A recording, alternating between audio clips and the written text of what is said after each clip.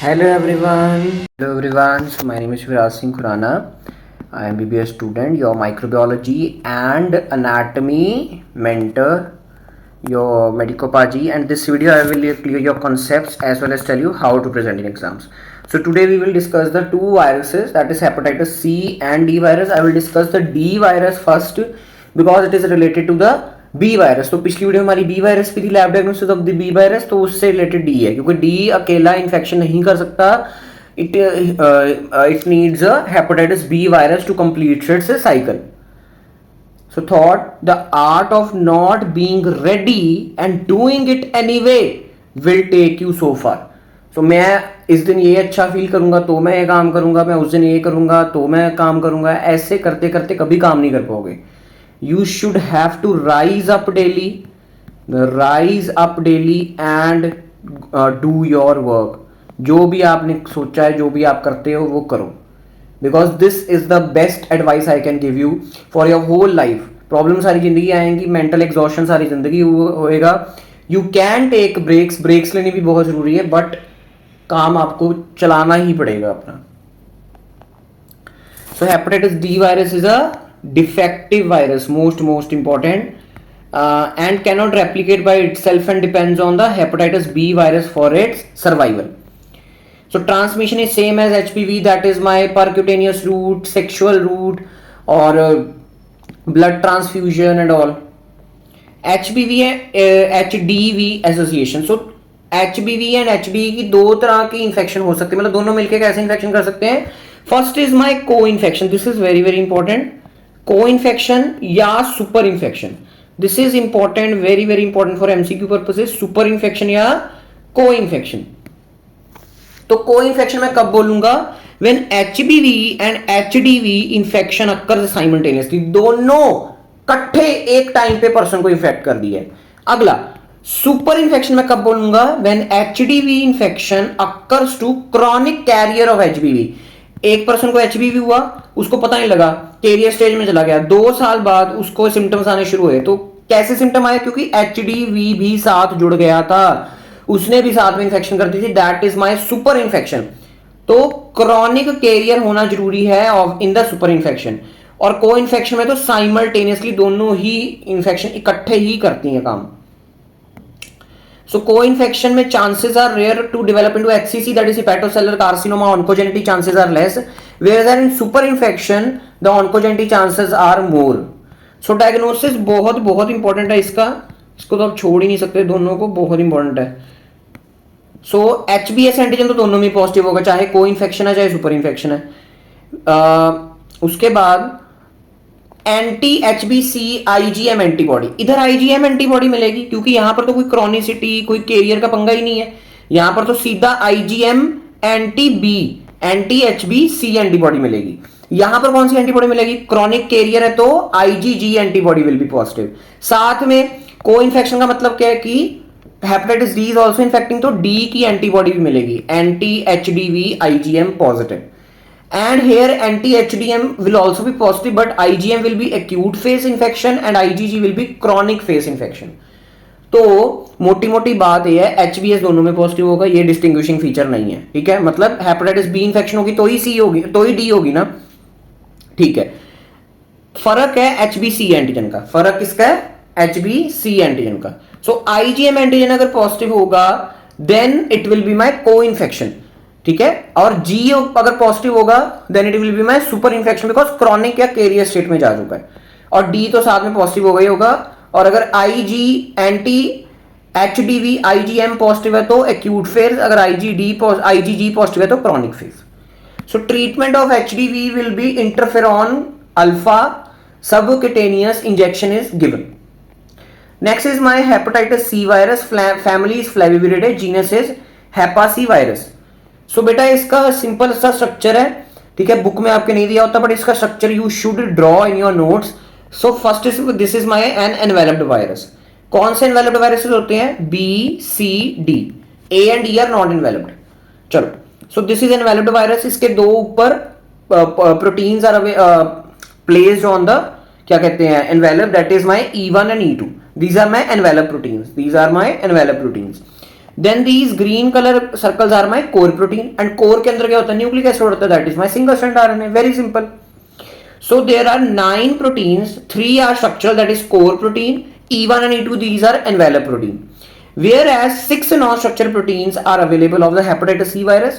First is NS2, non-structural, NS मतलब non-structural, non-structural 2 protein, NS3, NS4A, NS4B, NS5A, NS5B, 4 and 5 का आगे further classification है, and 2 and 3 है. अब आप बोलोगे 1 क्यों नहीं है, तो इसका रीजन क्या है, now we have P7 membrane protein and it is an ion channel. इसको पहले इन्होंने NS1 माना था. NS1 was first, this P7 was first thought to be NS1, कि NS1 नॉन स्ट्रक्चर प्रोटीन है, बट बाद में इसको हटा के हमने P7 कर दिया, because P7 is an ion channel, not a protein. NS1 is a protein but P7 is an ion channel. Okay, non structural protein है NS1. सो ट्रांसमिशन वही है, बी जैसी, percutaneous most common route, vertical transmission from mother to foetus, sexual is very rare. So मैंने आपको first video में बताया था कि पेशेंट्स अगर कपल में किसी, अगर मान लो फीमेल को हेपेटाइटिस सी है, तो हम उसको वैसे तो कहेंगे कि आप you can use condoms during sexual intercourse, but अगर वो ना भी यूज करें कॉन्डम्स, तो there is very very very very less chances of transmission of hepatitis C virus from by the sexual route. So hepatitis C virus does not spread through breast milk. This is important point. Breast milk से नहीं फैलता, but hepatitis B virus was spreading through the breast milk. Clinical features, so mostly asymptomatic. Most of the hepatitis infections, viral hepatitis infections are asymptomatic. Acute hepatitis in 20% patient. Chronic सबसे common पंगा है. In chronic disease is the पंगा in hepatitis C virus, that is in 75 to 80% people. Hepatitis C सबसे खतरनाक hepatitis है, virus है, due to its chronicity only. Lab diagnosis, HCV antibody detection. HCV antibody detection मतलब जो आपके खिलाफ, जो आपके अंदर एंटीबॉडी बनी है against the hepatitis C virus, उसको आपने डिटेक्ट करना है बाय एलाइजा. और एचसीवी कोर एंटीजन, या तो आप एंटीजन डिटेक्ट कर लो ऑल्सो बाय एलाइजा.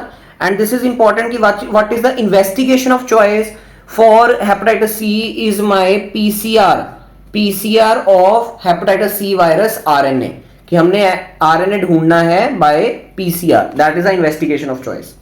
तो बेटा इंडिया में जो सीडीसी है उसने गाइडलाइंस दी हैं कि कैसे आपने हेपेटाइटिस सी वायरस डायग्नोज करना है. तो आपने 2 टेस्ट परफॉर्म करने हैं, 2 स्टेप टेस्टिंग सीक्वेंस. तो first test is anti HCV antibody test, ये वाला, दिस बाय एलाइजा. तो फर्स्ट आपने एलाइजा करनी है, that is anti HCV antibody test. If it is negative then patient is negative, उसको बोलोगे खुश रह तू घूम फिर, तेरे को नहीं है hepatitis C. If the anti HCV antibody test is positive then you will confirm it by second test, that is my investigation of choice, that is my PCR hepatitis C virus RNA, that is my second test. So अगर ये negative आ गया तो उसको कहेंगे कि तेरा पहला वाला टेस्ट गलत था, अब तू नेगेटिव है, क्योंकि this is investigation of choice. So ये सही आंसर से ज्यादा देता है, तो इसको कहेंगे तो खुश रहे. बट अगर ये भी पॉजिटिव आ गया और ये भी पॉजिटिव था, तो so it is N HCV infection, तो आपने उसको ट्रीट करना है.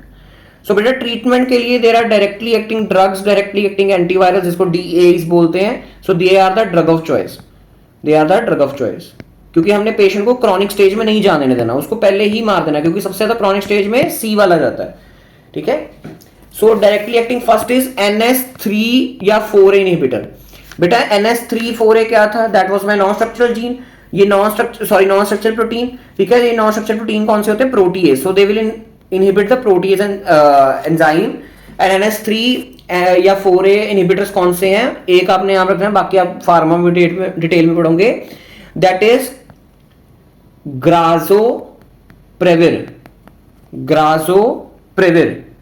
Next is my NS5B polymerase inhibitor.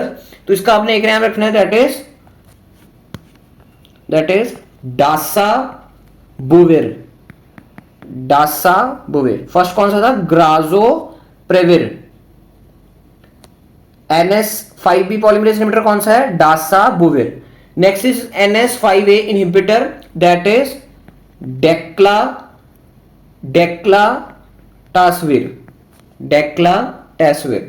So I know this is difficult to remember, but एक दो बार ही हो जाएगा पढ़ोगे तो. Next is you can also give pegylated interferon gamma, which we are also giving the hepatitis D infection, and now you can also give ribavirin. Vaccine, there is no vaccine available for the hepatitis C virus. Only hepatitis virus which do not have vaccine against it. Short note on hepatitis C and short note on hepatitis D. So 25-year-old female, हमारी video में female का नाम क्या होता है?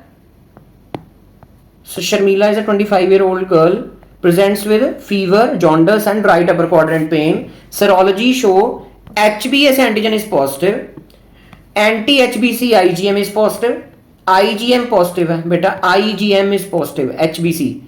तो इस तक acute hepatitis first of all, ठीक है. बट साथ में उसने क्या दे दिया, अभी आपको लग रहा था ये तो सिर्फ हेपेटाइटिस बी वाली इंफेक्शन है, साथ में anti HDV is positive, anti HDV is positive, HDV RNA is also positive. तो ये कौन सी इंफेक्शन होगी?